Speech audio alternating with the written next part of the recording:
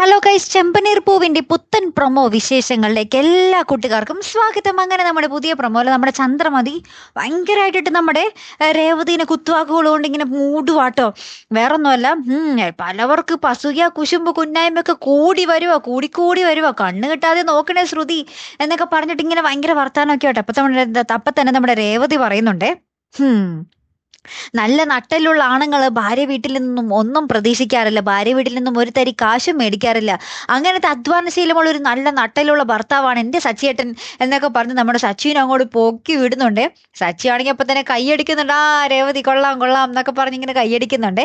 ശേഷം നമ്മുടെ സച്ചി ഇങ്ങനെ കാറിൽ എന്തോ ചെയ്തുകൊണ്ടിരിക്കുമ്പോൾ നമ്മുടെ രേവതി ദേഷ്യപ്പെട്ടെന്ന് ഒറ്റടിയാട്ടോ ബാക്കിലിട്ട്.